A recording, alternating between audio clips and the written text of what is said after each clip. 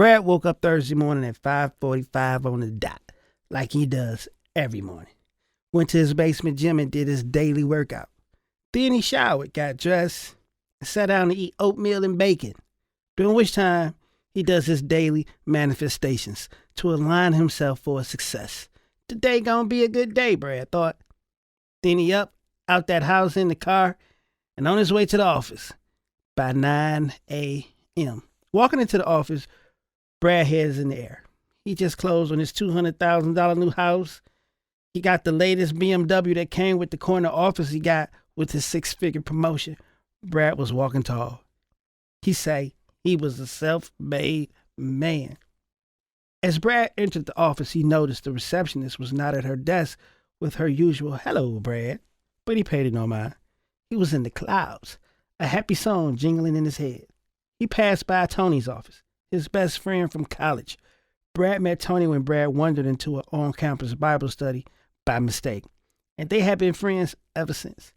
Entering his office, Brad noticed his daily reports wasn't on his desk that Mary usually have waiting for him, and he realized the IT guy still hadn't came in to fix his computer problem. As Brad exited his office to go to IT, he noticed everyone focused on the TV on the wall, so he stopped and turned his attention towards the TV also. Disaster after disaster had occurred since his head hit the pillow the night before. He hadn't talked to nobody. He had worked late the day before and went to sleep late last night. As soon as he got home, his head hit the pillow, he was out. Brad looked around the room and noticed everyone had the same look on their face. Brad immediately called his parents and his sister, but no one answered.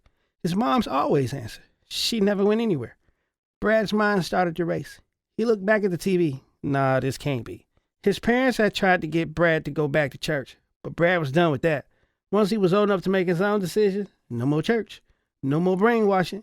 He would tell you he believed in a higher power, but this Jesus dying for him stuff, he just couldn't accept it.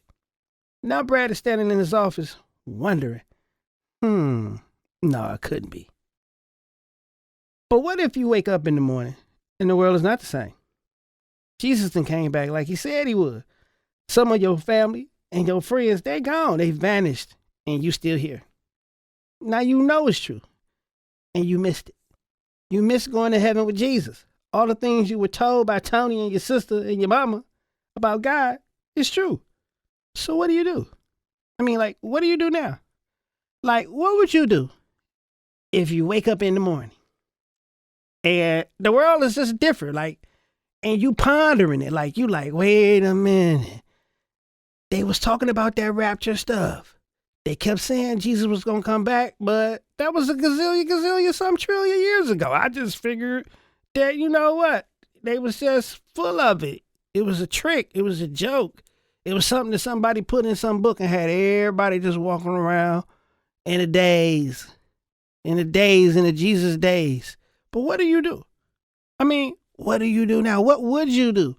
If that happened to you, if you woke up and your people gone, but you still here, because now you got to deal with that, what they say, that 7-year tribulation, you about to deal with that. So now what do you do? You believe now? Do you believe? Because they say, that's what they say. They say a lot of people still ain't even going to believe, but how? I don't know. Leave it in the comments. I'm curious to know what y'all gonna say. Leave it in the comments. What would you do if you wake up and the world's not the same? It didn't change. Huh?